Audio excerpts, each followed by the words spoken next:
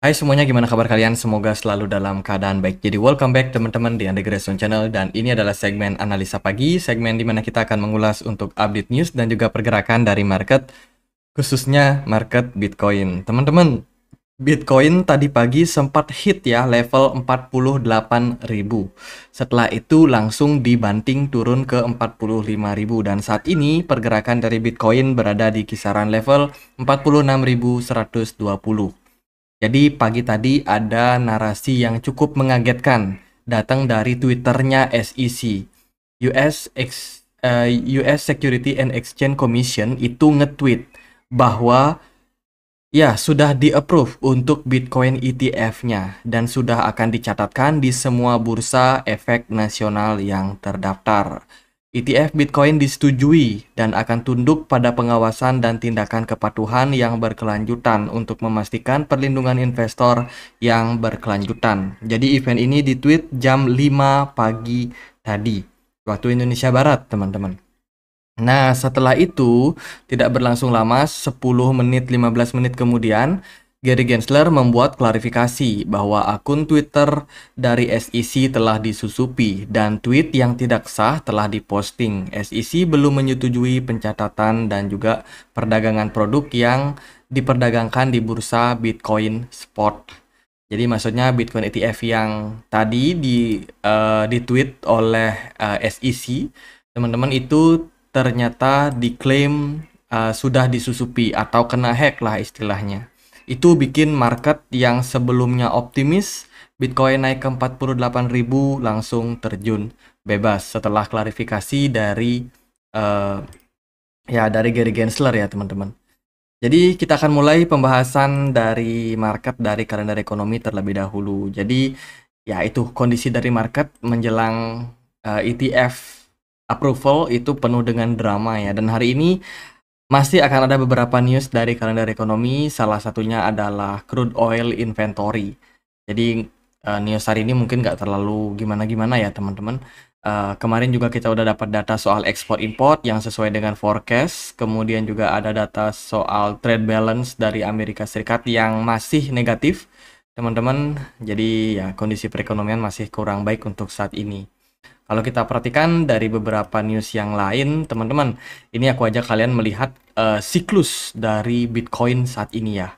Ini adalah sebuah chart yang bisa mempresentasikan bagaimana kondisi daripada market, terutama dari emosi, teman-teman.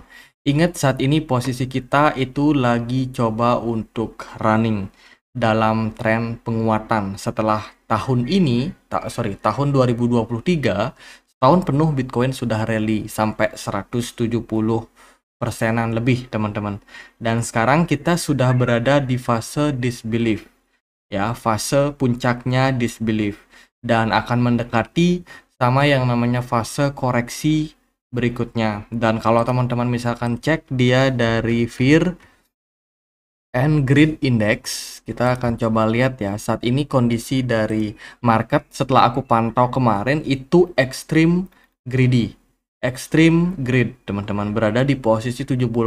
Seringkali ketika posisi dari Bitcoin sentiment ini ya, fear and greed-nya itu mencapai extreme greed, itu biasanya kita berada di fase-fase puncak dari sebuah kenaikan. Entah itu poinnya di 76, bisa juga di 80, bisa juga di 90. Ya pokoknya kalau dia sudah berada dalam extreme greed, itu adalah sinyal sebenarnya untuk market taking profit. Kenapa demikian? Karena ketika kita berada dalam fase extreme greed, akan banyak orang yang borong, akan banyak orang yang mau melakukan pembelian. Nah, untuk sebuah institusi, sebuah seorang wealth, ataupun mungkin investor-investor besar bisa buang barang, mereka harus menunggu banyak orang yang mau beli. Baru mereka bisa guyur, baru mereka bisa buang barangnya. Karena kalau sedikit yang mau beli, ya bisa sih mereka buang karena market kripto cukup liquid ya. Tapi untuk mereka yang punya aset sangat besar, untuk distribusi barang ke market itu mereka membutuhkan banyak orang yang mau beli. Jadi kondisi dari psikologi saat ini adalah extreme greed. Maka dari itu teman-teman wajib untuk berhati-hati di fase-fase seperti ini. Itu ya, kalau kita perhatikan memang ini sesuatu yang menurut saya cukup mengejutkan teman-teman. Tapi ada baiknya udah mulai harus ngerem, udah mulai harus berhati-hati. Teman-teman, saat ini kita berada dalam fase-fase yang ada potensial yang bisa terjadi setelah Bitcoin ETF. Yang pertama adalah sell on news. Kita tahu banyak orang yang sekarang sedang menanti approval Bitcoin. Terus kalau Bitcoin ETF-nya di-approve, apakah itu bisa berarti bullish? Bisa jadi iya, bisa jadi tidak. Karena apa yang sudah terjadi sebelumnya itu sudah banyak spekulasi yang muncul. Dan di market kita mengenal sama istilah yang namanya sell on news. Jualah ketika news sudah muncul. Sekarang kan masih banyak rumor. Rumor tentang Bitcoin ETF yang akan di-approve. Newsnya belum muncul, teman-teman. Ini masih rumor. Makanya ya ada istilah buy on rumor, sell on news. Takutnya teman-teman kena trap. Ketika nanti diumumkan, misalkan nih, ETF Bitcoin di-approve, teman-teman justru malah masuk. Itu kalian biasanya akan kejebak sama sell on news. Ataupun mungkin Bitcoin ETF di-reject. Ya bisa jadi market juga bakalan diguyur. Jadi intinya adalah apapun keputusan dari SEC itu tidaklah penting untuk saat ini. Yang penting itu adalah kalian waspada sama sell on news. Ini potensial yang bisa terjadi. Makanya jangan terlalu confidence ketika di market. Jangan terlalu percaya diri. Karena sometimes sesuatu yang kita ketahui itu bisa jadi tidak sesuai dengan realita di market. Selalu jaga manajemen kalian. Yang kedua, mungkin juga ada TradFi Web3 yang bakalan entry. Jadi maksudnya akan ada perusahaan-perusahaan besar yang mulai melakukan pencicilan terhadap Bitcoin. Seperti berita terbaru, FunX baru saja membeli sekitar 1.600 Bitcoin. Teman-teman, ini mereka konfirmasi loh. Teman-teman, mereka sudah melakukan pembelian. Sebelumnya mereka sudah sempat melakukan akumulasi juga.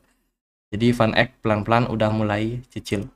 Kemudian potensi yang ketiga adanya ETH ETF narasi, teman-teman. Jadi bisa dipantau untuk altcoin. Ya, ketika Bitcoin Spot ETF ini di-approve, maka siap-siap altcoin juga akan berpotensi. Big caps terutama ya, ada Ethereum, Solana, teman-teman boleh pantau. Itu kemudian juga ada beberapa spekulasi yang lain, teman-teman. Jadi intinya adalah itu, jangan terlalu confidence di market karena kita tidak tahu apa yang bakalan terjadi secara pasti. Kemudian juga datang berita dari North Korea, Lazarus Group. Ini adalah hacker ya teman-teman, hacker yang terkenal sekali dari Korea Utara yang baru aja memindahkan aset Bitcoin mereka dalam beberapa minggu terakhir. Jadi perpindahan ini tentunya berpotensi adalah realisasi profit yang mereka udah dapat sebelumnya. Karena mereka kan sempat tuh ngehack beberapa beberapa ya mereka bikin web phishing, kemudian mereka juga menyerang beberapa proyek-proyek kripto. Nah, hasil curian tersebut mereka kumpulin, ya tentunya mereka berpotensi untuk realisasikan juga. Tapi kalau kita lihat dari data ini sih menunjukkan mereka lagi pindah-pindah gitu, teman-teman, ke berbagai wallet. Kayaknya mereka lagi coba untuk mengatur portfolio mereka sendiri. Itu ada perpindahan dana, kemudian berita datang dari Apple Vision Pro. Nah, ini adalah sebuah alat gitu ya teman-teman, dimana narasinya adalah spatial computing, spatial computer teman-teman, dengan perangkat AR dan juga VR yang sangat-sangat canggih ini, dan akan mulai bisa dijual itu di 2 Februari 2024 dan fase pre-ordernya sudah bisa dibuka di 19 Januari 2024. Jadi ini bakalan rame banget narasi terkait dengan Apple Vision Pro. Siap-siap beberapa token yang mungkin ada narasi tersebut, teman-teman boleh pantau. Mungkin kita nggak akan langsung melihat kenaikan yang signifikan karena ini memang rumornya sudah cukup lama teman-teman, tapi yang paling penting adalah kita tunggu dulu marketnya selesai koreksi. Setelah itu baru kita cari koin-koin yang ada narasi yang positif. Seperti salah satunya adalah spatial computing. Kemudian ada berita dari FMOS, salah satu proyek kripto yang baru aja melakukan burning, teman-teman. Burning tujuannya adalah untuk mengurangi supply yang beredar. Jadi yang punya token yang namanya FMOS, ya kemungkinan akan ada kenaikan di perdagangan hari ini. Kemudian juga ada datang dari Cosmos developer baru aja berusaha untuk mereducing atau mengurangi jumlah inflasi yang ada pada token Atom. Jadi saat ini Cosmos lagi coba untuk bagaimana caranya supaya inflasi tidak sebesar yang terjadi saat ini. Mereka mencoba untuk mengurangi inflasi dari 7 sampai 20% ya, teman-teman, guna untuk mengurangi jumlah atom yang beredar di market. Ya, biasanya sih cara-cara yang ditempuh itu adalah mengurangi reward staking ataupun juga bisa mengurangi supply yang beredar, teman-teman. Jadi akan ada potensial burning atau jumlah reward staking yang bakalan dikurangi untuk Cosmos. Ini good news untuk kenaikan harga yang lebih baik untuk Atom, teman-teman. Kemudian berita juga datang dari Solana. Wah, ini Solana saat ini komunitasnya makin ramai ya, teman-teman. Kalau kita perhatikan ada kenaikan sampai 50% untuk jumlah pengembang, teman-teman. Jadi pengembang aktifnya sekarang dia udah punya sekitar 2.500 pengembang, teman-teman. Jadi luar biasa banget untuk ekosistem Solana sekarang. Makin lama makin besar dan target mereka sekarang adalah ke 3.000 untuk tahun ini, teman-teman. Jadi lebih banyak pengembang lagi, lebih decentralized, lebih bagus, teman-teman, untuk jaringan dari Solana. Oke, itu beberapa news yang cukup ramai di market. Nah, ini market udah mulai koreksi lagi ya. Ingat tadi, teman-teman, secara psikologi, kondisi dari market saat ini dirundung kewaspadaan sell on news. Jadi tidaklah terlalu penting menurut saya apakah Bitcoin ETF di approve atau enggak, karena ya newsnya udah deket, teman-teman. Jadi waspada sama sell on news. Oke, lanjut dah teman-teman. Kita akan lihat ya gimana pergerakan dari Bitcoin mulai dari time frame daily. Kemarin memang Bitcoin sempat mengalami kenaikan sampai ke level 47.000. Bahkan di perdagangan tadi sudah naik sampai 48.000 dan saat ini fase koreksi sedang terjadi. Yang parah menurut saya adalah BTC Dominance. BTC Dominance sempat naik sampai kisaran 2.300-an. Sekarang udah mulai anjlok lagi, teman-teman. BTC Dominance dan juga Bitcoin yang turun ini menyebabkan penurunan terhadap semua market, baik itu Bitcoin, terus juga altcoin, dan kawan-kawan. Altcoin semuanya merah, kecuali Celestia masih hijau 5%, teman-teman. Jadi ya bisa dibilang saat ini mayoritas market bearish ya. Bearish bukan berarti turun masuk ke fase bearish, enggak, teman-teman. Ini cuma koreksi sementara aja. Jadi jangka pendeknya kita bilang ini bearish atau koreksi ya, teman-teman, pada jangka panjangnya. Tapi kalau kita lihat dalam jangka waktu panjang, sebenarnya ya kita masih dalam tren bullish. Jadi memang setelah kenaikan yang terjadi pada market, kita membutuhkan break, teman-teman. Kita butuh untuk sesuatu istirahat dulu nih. Udah naik cukup tinggi ya kan. Jadi udah waktunya kita istirahat dulu. Mungkin banyak yang mau taking profit, hal yang wajar. Ingat tadi fear and greed kita berada dalam extreme greed. Dan saat ini potensi koreksi terbuka banget untuk pergerakan dari Bitcoin. Makanya teman-teman, saat ini kita akan melihat, teman-teman, Bitcoin berpotensi untuk ngetes lagi area support kisaran 44.500 untuk posisi sekarang. Dan kalau level tersebut berhasil di breakout, maka itu menjadi sinyal positif untuk Bitcoin. Tapi kalau itu di breakdown, kalian harus waspada sama penurunan lebih lanjut yang mungkin berpotensi pada pergerakan dari Bitcoin ke depannya, teman-teman. Di time frame daily, pergerakan Bitcoin cenderung masih, ya bisa dibilang masih positif, teman-teman. Belum ada indikasi pembalikan arah ya dari Bitcoin time frame daily-nya. Kemudian smart money yang kemarin aku perhatikan ada kenaikan, sekarang udah mulai ada penurunan kembali. Jadi fluktuasi yang sangat-sangat tinggi terjadi pada Bitcoin. Kalau kita pakai pertimbangan lain dari DXY sendiri, sebenarnya masih positif dan mungkin akan ada kenaikan lebih lanjut lagi, teman-teman. Kemudian gold juga ini ada penguatan. Jadi intinya itu Bitcoin menjelang pengumuman ETF spot ya, mungkin di tanggal 10 waktu Amerika, teman-teman. Itu mungkin besok hari Kamis. Jadi ya waspada aja untuk posisi sekarang. Kita melihat saat ini tekanan jual sedang terjadi pada market.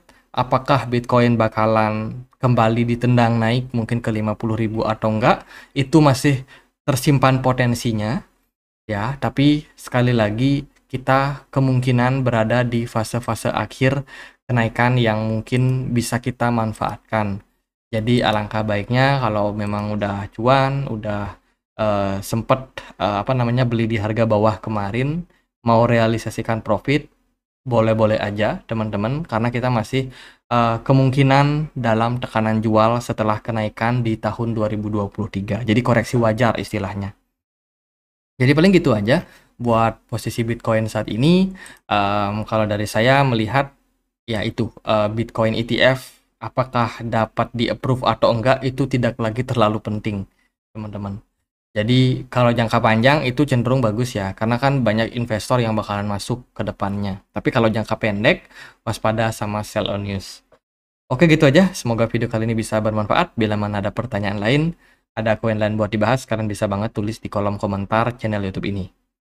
Jadi gitu aja, kita punya komunitas diskusi di Telegram, tempat aku update news ya soal market-market kripto. Teman-teman boleh join, linknya ada di kolom deskripsi video ini. Jadi gitu aja, akhir kata saya Andre, makasih.